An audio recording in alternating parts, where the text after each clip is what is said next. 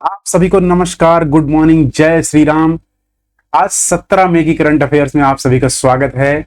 सबसे पहले मैं आप सभी का धन्यवाद करता हूं। जो लोग चैनल पे पहली बार आए हैं उन सभी का हार्दिक अभिनंदन है, और जो लोग डेली चैनल को देख रहे हैं उन सबका फिर से स्वागत है।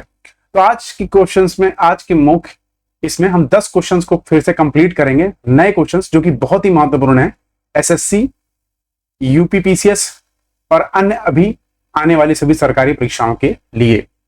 उसी के साथ चलिए पहले प्रश्न के साथ शुरुआत करते हैं, लेके प्रभु का नाम। तो पहला प्रश्न है, हाल ही में फतह 2 रॉकेट प्रणाली किस देश द्वारा लॉन्च की गई है? A Pakistan, B Iran, C Israel या डी फलस्तीन। इसका सही उत्तर है ए पाकिस्तान। पाकिस्तान ने हाल ही में फतह 2 रॉकेट प्रणाली लॉन्च की है, और फतह 1 इन्होंने तकरीबन आज से 5 साल पहले लॉन्च की थी। उसी के साथ देख लेते हैं कि उच्च परिशुद्धता के साथ 400 किलोमीटर दूर मार करने की क्षमता है इसकी। वहीं फतह 2 एक नेविगेशन से लैस है, दूसरी अद्वितीय प्रक्षेपकों के साथ ये काम करती है। वहीं राष्ट्रपति कौन है पाकिस्तान के? आसिफ अली जरदारी, ये ध्यान रखिएगा। वहीं प्रधानमंत्री शहबाज शरीफ। ये चीजें आपको एग्जाम पॉइंट ऑफ व्यू से याद रखनी, क्योंकि कई बार पूछ लिया जाता है कि प्रधानमंत्री राष्ट्रपति कौन है और ये नेविगेटेड लेस है कि नहीं, तो ध्यान रखिएगा। वहीं आइए पाकिस्तान का मैप देख लेते हैं। पाकिस्तान का मैप अगर हम देखें तो ये देखिए, ये इस्लामाबाद आपका कैपिटल है पाकिस्तान की। ये हमारा इंडिया, इंडिया से ये निकल के ये सीधा पाकिस्तान। और पाकिस्तान में मेन जो पॉइंट है वो आपको ध्यान रखना है। एक इनका ग्वादर पोर्ट जो भी हाल ही फिलहाल में न्यूज में चल रहा है, ठीक है। दूसरा किसके किसके इनसे बाउंड्री मिलती है? एक इंडिया, एक ईरान, यहाँ अफगानिस्तान, ध्यान रखिएगा, यहाँ चाइना, और ये K2 है हमारा। ध्यान रखिए, इस पार्ट को चाइना ऑक्यूपाई कर रखा है, ये आपको ध्यान रखना है, ठीक है। इंडस, चेनाब यहाँ की मुख्य नदियां हैं, ठीक है। उसी के साथ अगले प्रश्न पे चलते हैं। अगला प्रश्न है, हाल ही में समाचारों में देखा गया ऑपरेशन मर्यादा किसके द्वारा शुरू किया गया है? ए उत्तराखंड, बी जम्मू, सी राजस्थान या डी उत्तर प्रदेश। इसका सही उत्तर है ए उत्तराखंड। उत्तराखंड ने अभी ऑपरेशन मर्यादा स्टार्ट किया है, क्योंकि केदारनाथ में जो भी शरणार्थी आते हैं उनको अपनी मर्यादा याद रहे और वो अपने मर्यादा में रह के ही वहां अपना एक्ट करें। इसी के तहत उत्तराखंड सरकार ने, उत्तराखंड पुलिस ने ये ऑपरेशन चलाया है। इससे पहले ये ऑपरेशन मर्यादा हरिद्वार में चलाया गया था, ये आप ध्यान रखिएगा, हरिद्वार में चलाया गया था। ये देखिए, 2024 के दौरान शिष्टाचार सुनिश्चित करने के लिए उत्तराखंड पुलिस ने रुद्रप्रयाग में ऑपरेशन मर्यादा शुरू की है, जिसमें नशीली दवाओं के उपयोग पर रोक है। वहीं हरिद्वार 2021 में पहली बार इसका अनावरण हुआ था ऑपरेशन मर्यादा का। वहीं राज्यपाल कौन है? गुरमीत सिंह। सीएम पुष्कर धामी है। राज्यसभा के 3 मेंबर आते हैं उत्तराखंड से, ध्यान रखिएगा। उत्तराखंड से लोकसभा में 5 आते हैं। वहीं विधानसभा सीटें यहाँ 70 है, जिले 13 हैं। राजधानी शीतकालीन जिसे कहते हैं देहरादून है, और ग्रीष्मकालीन चमोली है। ग्रीष्मकालीन मतलब समर, ठीक है, गर्मियों में। चमोली ठंडा रहता है इसलिए। अगले प्रश्न की तरफ पढ़ते हैं। अगला प्रश्न है, साहित्य अकादमी फेलोशिप अवार्ड 2024 से किसे सम्मानित किया गया है? ये साहित्य अकादमी अवार्ड भारत का सर्वोच्च अवार्ड है, लिटरेरी में देने वाला, मतलब जो साहित्य में देने वाला सबसे बड़ा अवार्ड है, ये लिटरेचर में, ठीक है। तो विजय वर्मा, विनोद जोशी, रस्किन बॉन्ड या संजीव, किसको मिला है? तो इसका आंसर है सी, रस्किन बॉन्ड को हाल ही में इस अवार्ड से नवाजा गया है। ये ध्यान रखिए, साहित्य अकादमी फेलोशिप अवार्ड, ठीक है, साहित्य अकादमी अवार्ड नहीं है, साहित्य अकादमी फेलोशिप अवार्ड है। उसी के साथ देख लेते हैं, ये रस्किन बॉन्ड है जिनको इस अवार्ड से भी नवाजा गया है। तो ये संगठन है साहित्य अकादमी जो हर साल ये अवार्ड सबको प्रदान करती है, जो कि जिन्होंने उत्कृष्ट अपना योगदान दिया है साहित्य की दुनिया में, जिसमें पोयम, नोबल, पोयम हो गई, नोबल हो गई, ड्रामा हो गया, फिक्शन हो गया। इन सभी चीजों में तकरीबन 24 लैंग्वेजेस, ध्यान रखना, 8वें शेड्यूल, भारत के 8वें शेड्यूल के हिसाब से, भारत संविधान के 8वें शेड्यूल के हिसाब से 22 लैंग्वेजेस हैं। उसी के साथ +2 लैंग्वेजेस में 24 भाषाओं में दी जाती है। +2 कौन सी है? इंग्लिश और राजस्थानी। ये आपको ध्यान रखना है। उसी के साथ आगे बढ़ते हैं। अगला प्रश्न है हमारा, भीष्म क्या है जो हाल ही में समाचारों में दिखाई दिया है? ए पोर्टेबल हॉस्पिटल, बी सैटेलाइट, या सी मिशन, या डी एप्लीकेशन। तो ध्यान रखिएगा, ए पोर्टेबल हॉस्पिटल है भीष्म, जो कि रिसेंटली अभी इंडियन एयरफोर्स ने आपातकालीन एयर ड्रॉप के लिए भीष्म का उपयोग किया है।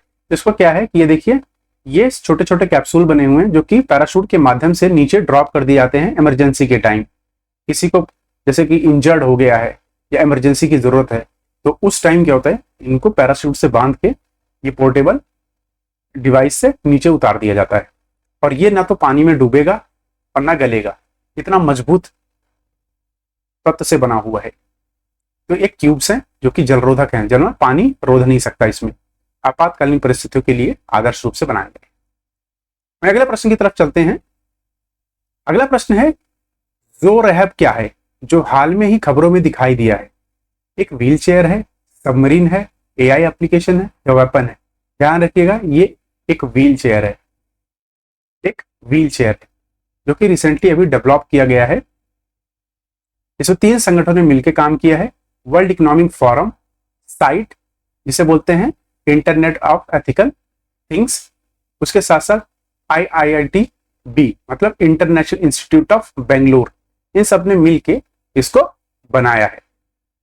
कई होता क्या है, स्ट्रोक के रोगियों को सर्जरी के बाद पुनः मदद मिलती रहे, किसी के ऊपर डिपेंडेंसी ना रहे, इसीलिए इसका उपयोग किया जा रहा है, इसको बनाया गया है।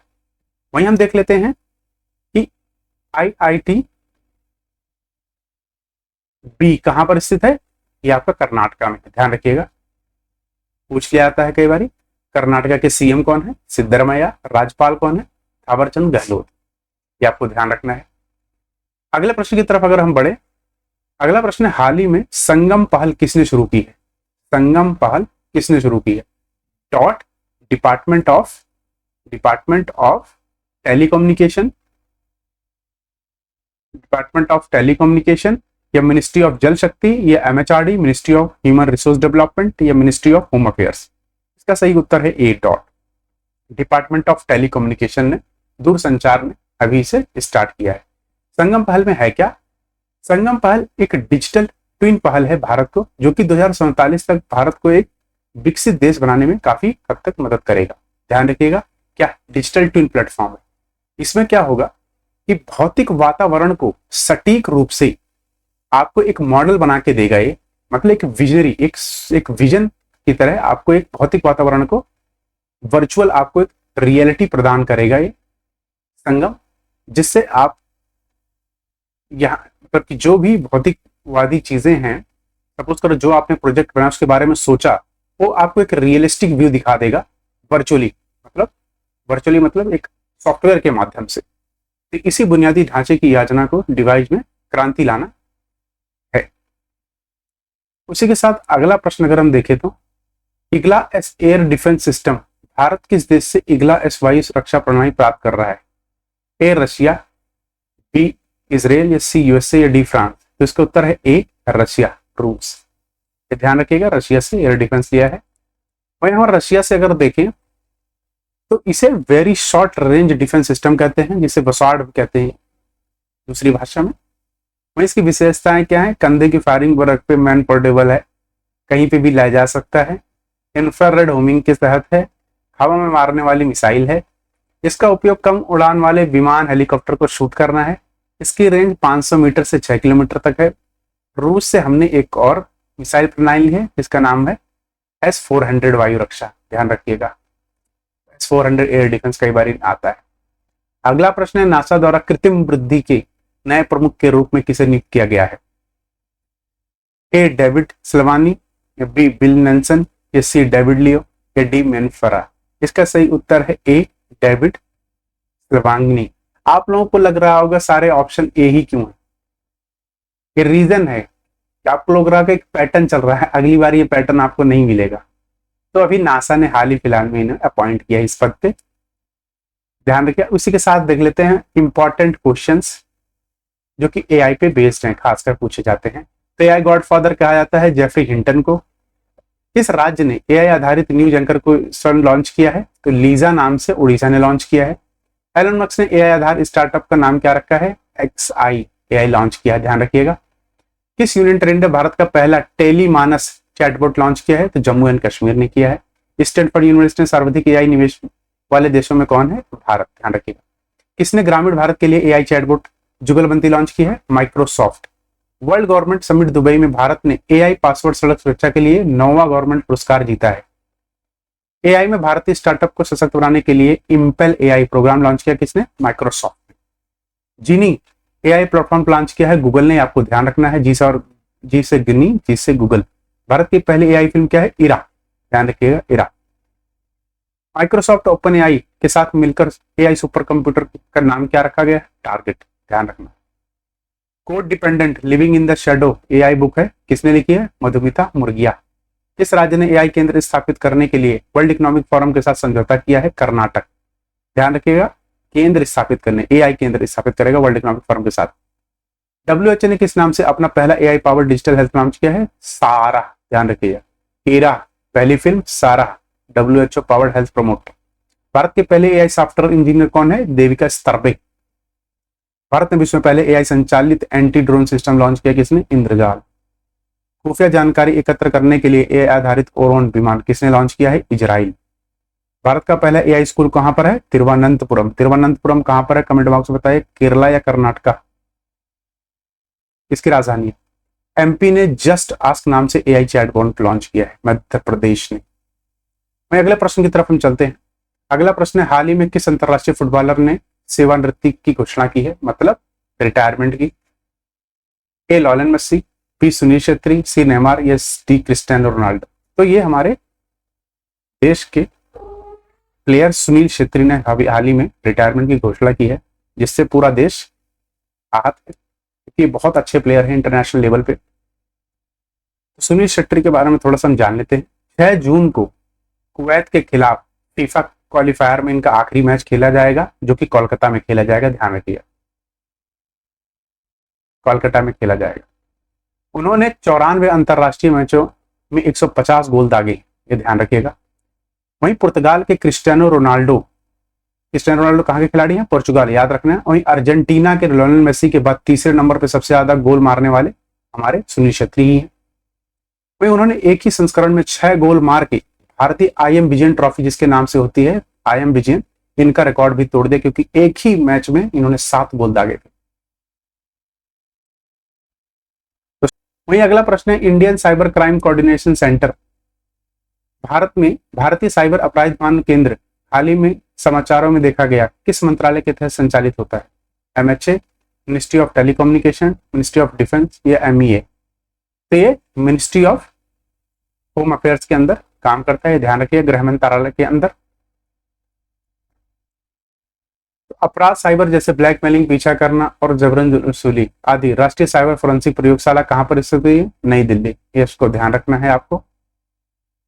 इसी के साथ यह संस्करण खत्म होता है। आप सभी का धन्यवाद। जो लोग चैनल पे पहली बार आए हैं उन सभी का भी आपका दिन शुभ हो। चैनल को सब्सक्राइब करिए और जितना ज्यादा हो सके शेयर करिए। Thank you so much.